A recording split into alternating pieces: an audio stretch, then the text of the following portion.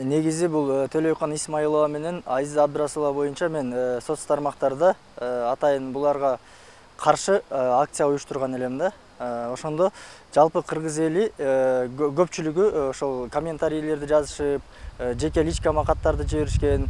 Бул эки айымды керек болсо Кыргызстанда жүргүзбөй, Кыргызстандан кууп салыш керек дегенге чейин барышкан да. Себеби бул эки айым эгер ушунчалык укук коргоочу болушса, мисалы карапайым канча деген адамдар азыр кыйналып укугу тебеленип жүрөт. Эмне себептен алардын укугун коргобойт?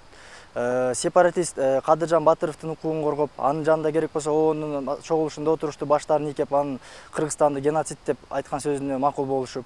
Ошол эле учурда кыргыз элинин душманы Азимжан Аскаровдун дагы укугун коргогон болуп жүрөт. Мен ойлойм, бул эки айым карапайым кыргыз элинин укугун коргоп, элдин кызыкчылыгынан дагы, улуттун кызыкчылыгынан дагы өздөрүнүн жеке кызыкчылыгын өйдөй койгон адамдар окшойт деп. Себеби булар однополый брак, мисалы жанагы эркек менен эркек үйлөнгөн, ошондой жат биздин маданиятка туура келбеген терс көрүнүштөрдү дагы коргоп жүрөт да. Алар да адам, аларды да коргошубуз керек деп. Биздин кыргыз элинин маданияты, каада салтын булар кызыктырып койгон жок. Булар наоборот тескерисинче биздин каада салтыбызды унуткарып, кыргызды маңкурттукка алып баргандын аракетин кылып жүрүшөт деген ойдомун бул эки айым. Анан жалпы кыргыз эли дагы бул эки айымдын жүргүзүп жаткан ишмердүүлүгүн колдоп жаткан жок. Аны баягы эксперимент катары дагы соц тармактарда көп жерлерде эле аларга каршы терс пикирлер ар дайым айтылып келет да. Андан көрө бул эки айым эгер ушунчалык эле баягы кыргыз элине жан тартса, мындан ары азырда кеч эмес, өз позицияларын өзгөртүп, карапайым калктын кызыкчылыгын коргоп, карапайым калктын укугун коргосо дейм да. Кыргыз элинин душмандарынын укугун коргогондун ордуна.